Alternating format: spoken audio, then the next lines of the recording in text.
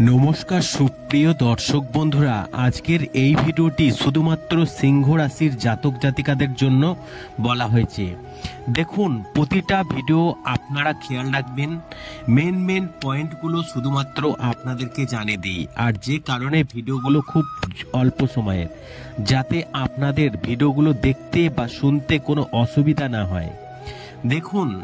জ্যোতিষশাস্ত্র কি বলছে। খরমাস শেষ 13ই এপ্রিল গুরু ও আদিত্যের রাজযোগ তৈরি হবে, যার ফলে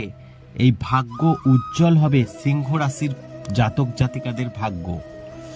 কি বলছে জ্যোতিষশাস্ত্র? দেবগুরু বৃহস্পতি যা ইতিমধ্যে মেষ রাশিতে গমন করেছে, 31 এপ্রিল পর্যন্ত উপস্থিত থাকবেন এবং গুরু আদিত্য নাম রাজযোগ তৈরি করে, যার প্রভাব প্রতিষ্ঠা করবে।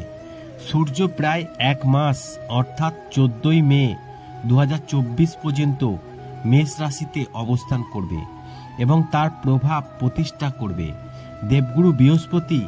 যা ইতিমধ্যে মেষ রাশিতে গমন করেছে, 31শে এপ্রিল পর্যন্ত উপস্থিত থাকবে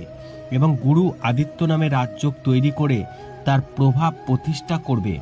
এই সিংহ রাশির জাতক জাতিকাদের উপর, যার ফলে দেবগুরু বৃহস্পতির সাথে গোচরকারী সূর্য তার প্রভাবে সম্পূর্ণ ফল শুভ প্রদান করবে এবং সূর্য মেষ রাশিতে প্রবেশের সঙ্গে সঙ্গে খরমাসের শেষ হয়ে যাবে এবং এর ফলে এই সিংহ রাশির জাতক জাতিকারা কি উপকার পেতে চলেছেন একটু মন দিয়ে শুনুন। দেখুন, এই সিংহ রাশির জাতক জাতিকাদের বুদ্ধিভিত্তিক ক্ষমতার ভিত্তিতে কাজে ভালো অগ্রগতি, ব্যক্তিগত শক্তি বৃদ্ধি, ব্যক্তিত্বের অর্থপূর্ণ বা ইতিবাচক অগ্রগতি, পড়াশোনা ও শিক্ষকতার সঙ্গে যুক্তদের জন্য সময় অনুকূল, দাম্পত্য জীবনে উত্তেজনা ও বিবাদের পরিস্থিতি, প্রেমের সম্পর্কের ক্ষেত্রে সাধারণ বাধার একটি অবস্থা, অংশীদারি কাজে স্বাভাবিক অগ্রগতি সম্ভব, ধর্মীয় কাজে আগ্রহ বাড়বে, গৃহ বাহন সুখ বৃদ্ধির পরিস্থিতি তৈরি হবে, দূর যাত্রার সম্ভাবনা থাকতে পারে,